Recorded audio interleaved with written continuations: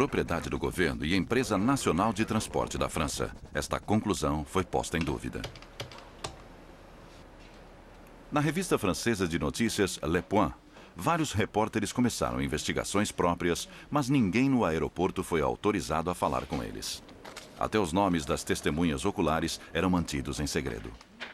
Certains personnels du service de maintenance ou Entramos em contato com o pessoal da Air France, da tripulação de solo ao pessoal de voo, inclusive pilotos e aeromoças. Nenhum deles respondia a nenhuma pergunta. Parecia um encobrimento, como se eles tivessem ordens para não falar. O segredo que cercava o acidente provocou suspeitas de que não se estava contando toda a verdade. Na minha opinião, nem a Air France nem as autoridades de investigação sabiam realmente o que tinha acontecido. Haviam questões demais políticas ou econômicas em jogo, ainda mais porque a Air France estava prestes a ser privatizada. Queriam encerrar os arquivos sobre este caso o mais breve possível. A batalha legal se fixou em Londres. A Continental Airlines parecia ser a responsável e as famílias das vítimas estavam lutando pelo acordo mais alto possível. A situação era muito tensa. Parecia que não se poderia conseguir um acordo fora dos tribunais. Havia um risco muito alto de que teríamos de enfrentar um processo legal num tribunal norte-americano. Um processo legal nos Estados Unidos é algo que toda companhia de seguros europeia quer evitar. Os tribunais americanos tendem a conceder acordos muito mais altos do que aqueles na Europa. Ainda que a Continental Airlines fosse oficialmente responsável pelo acidente, eles não teriam que cobrir a soma integral. A Air France também teria sua parcela.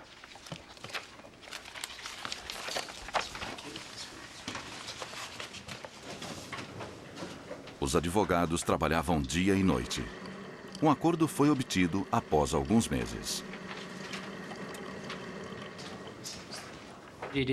É menos do que se poderia ter pago se as coisas fossem em frente até a conclusão final nos Estados Unidos. É o meio termo, chamamos de meio Atlântico. Temos um acordo por uma soma de dinheiro que será paga a cada requerente. Eles terão seu dinheiro dependendo do cumprimento de uma série de condições. Lembre-se, nós tínhamos um caso. Foram pagos reembolsos por danos de até 8 milhões de dólares em troca da renúncia a futuras demandas.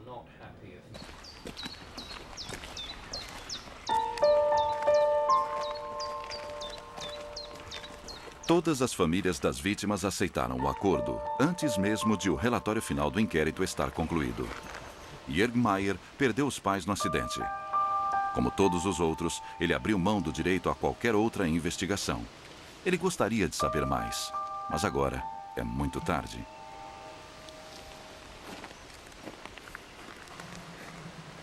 Schuldfrage ist lange Zeit außen vor gelassen worden. A questão da culpa foi deixada de lado por muito tempo.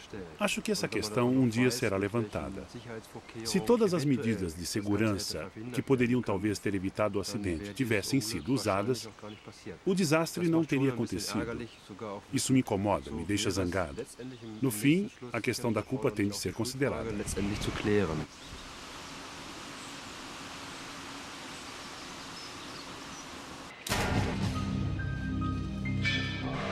Enquanto a investigação prosseguia, o acesso aos destroços era mantido totalmente restrito.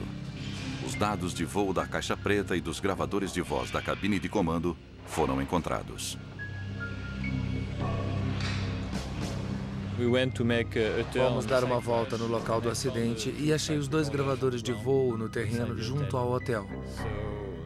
Aí, a polícia veio e selou os gravadores de voo. E mais ou menos às 11 da noite, fomos para a BEA e começamos a fazer a leitura dos gravadores de voo.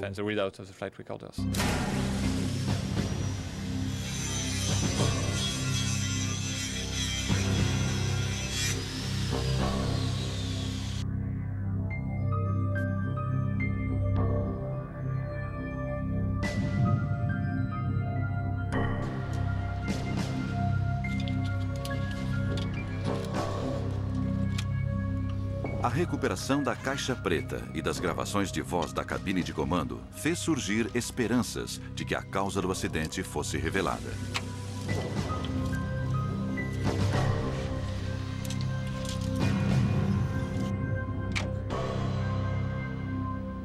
Após filtrar o ruído com um computador, as gravações forneceram um relato arrepiante dos últimos segundos do voo.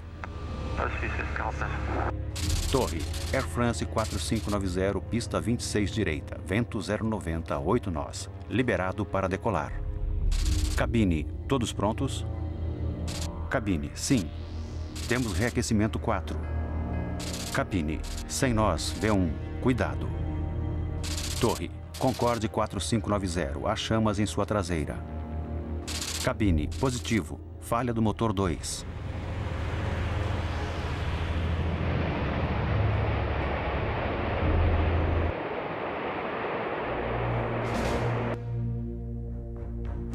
Os dados das gravações do voo pareciam confirmar a teoria inicial do acidente. O Concorde pegou fogo num ponto em que estava muito rápido para abortar a decolagem, mas muito devagar para um voo estável.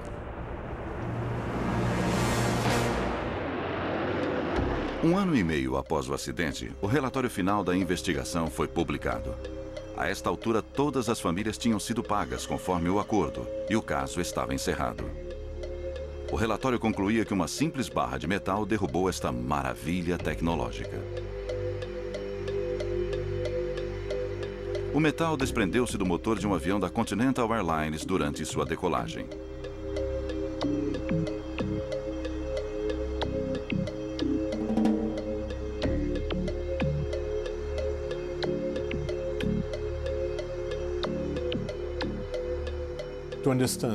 Para entender este acidente e para entender o incêndio, é preciso entender os vários passos do acidente. O primeiro é o dano ao pneu por uma barra de metal na pista de decolagem. O segundo são blocos soltos do pneu. Blocos pesados do pneu que atingem a asa, que também é um tanque.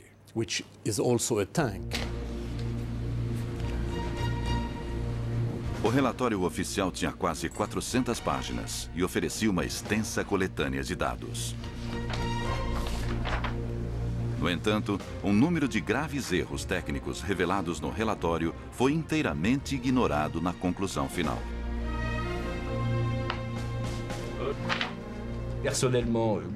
Pessoalmente, voei no Concorde várias vezes, mas depois do acidente, não voei de novo nem de graça. Fiquei com medo, justificado ou não. Enquanto não respondessem as perguntas sobre o acidente, era preciso questionar. A aeronave supersônica ficou pousada por mais de um ano. A fim de recuperar sua licença, a Air France e a British Airways empreenderam a maior reforma já feita em sua frota de Concordes. Painéis de Kevlar ou aramida foram inseridos nos tanques de combustível para torná-los seguros. Novos pneus foram produzidos que, em caso de acidente, se tornariam pequenos pedaços inofensivos. As duas companhias aéreas estavam dispostas a pagar o preço que fosse para manter o Concorde operando. No total, gastaram-se 150 milhões de dólares em modificações de segurança. Em 7 de novembro de 2001, o novo Concorde estava de volta à pista de decolagem. As companhias aéreas estavam desesperadas para esquecer o acidente e encarar o futuro.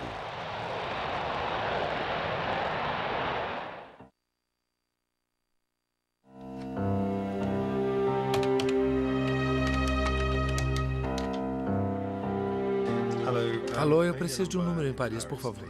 Mas o jornalista David Rose não estava convencido de que mesmo essas melhorias teriam evitado a tragédia. Os resultados de sua pesquisa contradiziam a explicação oficial.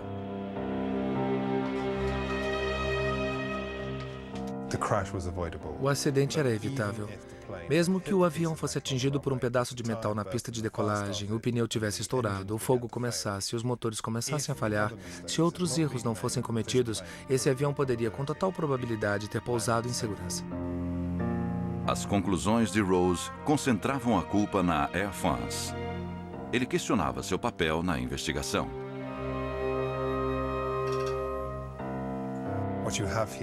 O que se tem aqui é um governo que tenta proteger seus interesses e está muito ansioso para que o mundo não acredite que empresas governamentais cometem erros importantes. Mas eu acho que quanto mais se analisa isto, há mais erros muito graves que foram cometidos pelo Departamento de Manutenção da Air France, depois pelo piloto no dia do acidente. De acordo com Rose, os problemas começaram durante a última inspeção do trem de pouso.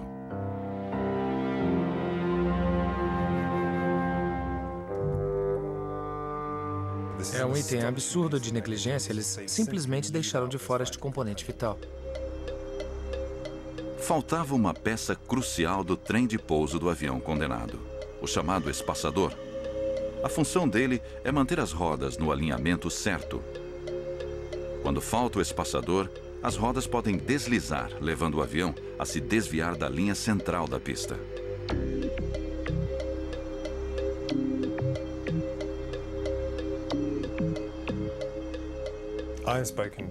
Eu falei com um razoável número de tripulações de voo e tripulações de solo dos dois lados do Canal da Mancha. Alguns deles ainda trabalham para as companhias aéreas, alguns saíram e podem falar. O pessoal do Concorde, todos eles concordam com as conclusões do meu relatório. Rose está convencido de que o acidente foi resultado de erro humano e poderia ter sido evitado. John Hutchinson concorda com Rose. Ele foi piloto de Concorde na British Airways durante 15 anos.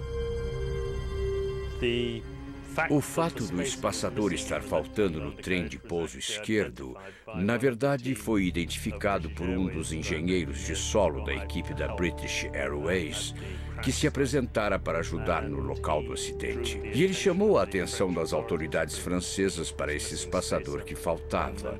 E, subsequentemente, esse espaçador foi encontrado num hangar. Hutchinson acredita que mero descuido durante a manutenção em Paris pode ter posto a vida dos passageiros e tripulação em perigo desde o início.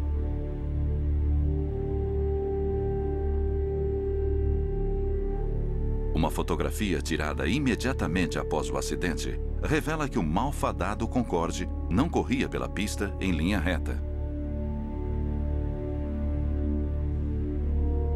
Sem o espaçador para dar estabilidade, as rodas dianteiras da esquerda começaram a bambear, como as rodas de um carrinho de compras. O Concorde estava com sérios problemas muito antes de atingir a barra de metal. Acho que o desequilíbrio que foi provocado por aquele pneu estourado, combinado à falta do espaçador, foi bastante significativo. E acho que isso levou a que as rodas se inclinassem e arrastassem o avião para o lado da pista.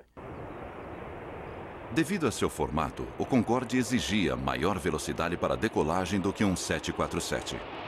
Como qualquer outro avião, tinha de acelerar numa linha absolutamente reta. O Concorde